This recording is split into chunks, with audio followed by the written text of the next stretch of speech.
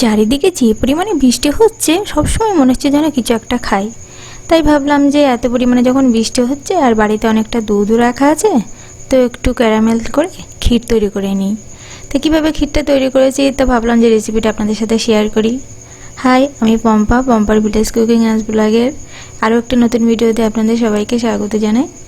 আমি নিয়েছি 200 গ্রামের মতো গোবিন্দভোগ চাল, 200 গ্রাম চিনি, আর নিয়েছি কয়েকটা কাজু, কিশমিশ, 2টো তেজপাতা, 1 চামচ ঘি, আর 1.5 লিটারের মতো দুধ নিয়েছি। এখানে প্রথমে ক্যানে 1 লিটার নিয়েছি আর পাশে 500 রেখে দিয়েছি।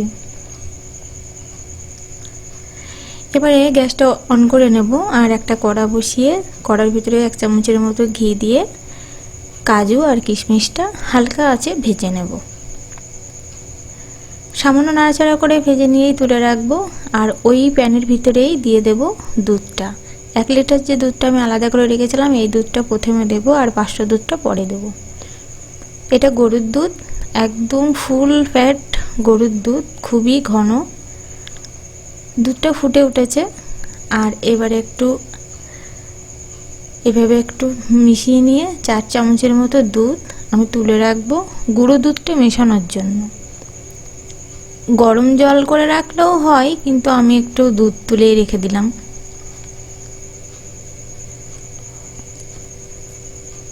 দুধটা ভালো করে ফুটেও গেছে, বেশ ফুটে একটু কমেও এসছে। এবারে যে 200 গ্রাম আমি গোবিন্দভোগ চাল নিয়েছিলাম, চালটা আমি ধুয়ে পরিষ্কার করে রেখেছিলাম আর সেই চালটা এবারে দিয়ে দিলাম। চালটা দিয়ে আবারও একটু মেশাতে থাকবো এভাবে ঘুরিয়ে ঘুরিয়ে। চালটা দেওয়ার সাথে সাথেই মেশাতে হয়, নয়তো তলায় লেগে এরকম চালগুলো দলা মতো হয়ে যায়। আর যে চিনিটা নিয়েছি ওই চিনিটা কিন্তু আমি সরাসরি পায়েসের ভিতরে দেব না। ওই পাশে একটা সসপ্যান নিয়েছি আর তার ভিতরে চিনিটা পুরোটাই দিয়ে ক্যারামেল তৈরি করে নেব। এই ক্যারামেলটা কিন্তু খুব বেশি গাঢ় ডিপ রং করব না, একটু হালকা রং করে নেব।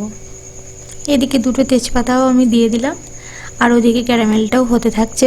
আপনারা চাইলে 2 চামচের মতো চিনি নিয়ে ক্যারামেল তৈরি করেও ক্ষীর তৈরি করে নিতে পারেন। আমি এখানে পুরোটাই দিয়ে দিয়েছি। আর এবারে দিয়ে দিলাম পরিমাণ মতো লবণ। আর যে দুধটা রেখে দিয়েছিলাম ওই দুধের ভিতরে 1/2 কাপের মতো গুঁড়ো দুধ আমি এভাবে একটু ভালো করে মিশিয়ে নেব। ক্যারামেলটাও রেডি হয়ে গেছে, খুব একটা ডিপ কালার করিনি। এবারে এটা ওই যে পায়েসের ভিতরে দিয়ে দেব। পায়েসের ভিতরে দেওয়ার সাথে সাথে রঙটা মনে হবে যেন খুবই ডিপ হয়ে গেছে, কিন্তু সেটা একদমই না। ওই দুধের সঙ্গে মেশাতে মেশাতে আবার কিন্তু কালারটা একদম হালকা হয়ে আসবে, অনেকটা দেখতে দইয়ের মতো রং চলে আসবে। এইভাবে বেশ কিছুক্ষণ মেশাতে থাকবো।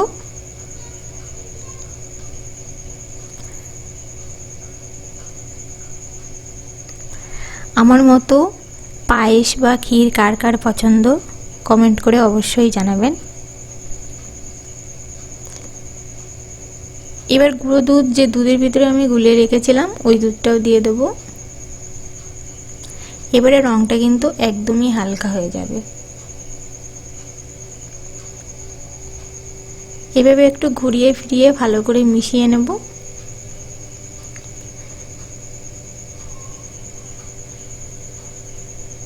আর যে 500 দুধ আলাদা করে রেখে দিয়েছিলাম ওই 500 গ্রাম দুধটাও আমি কিন্তু এবারে দিয়ে দিলাম।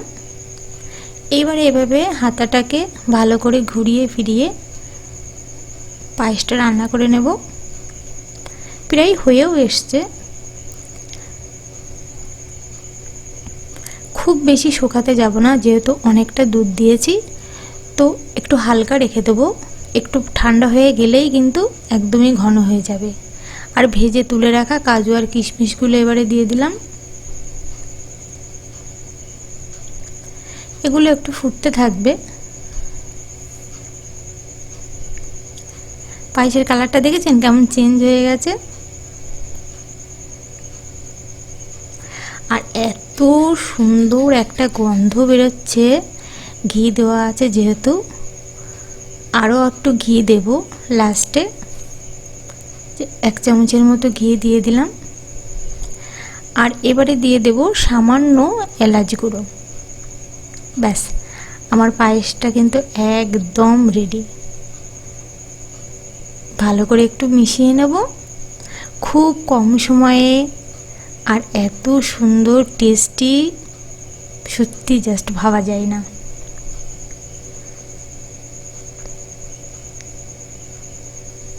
ব্যাস একদম রেডি।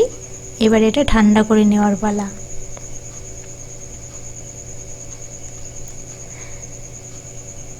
যে কোনো মিষ্টি জাতীয় জিনিস একটু ঠান্ডা হলেই খেতে ভালো লাগে। তো ঠান্ডা হয়ে গেছে, এবার একটা বাটিতে তুলে নিলাম। এইভাবে আপনারা বাড়িতে অবশ্যই ট্রাই করবেন আর কমেন্ট করে আমার জানাবেন। আর অবশ্যই আমার চ্যানেলটিকে সাবস্ক্রাইব করে দিয়ে বেল আইকনটা প্রেস করে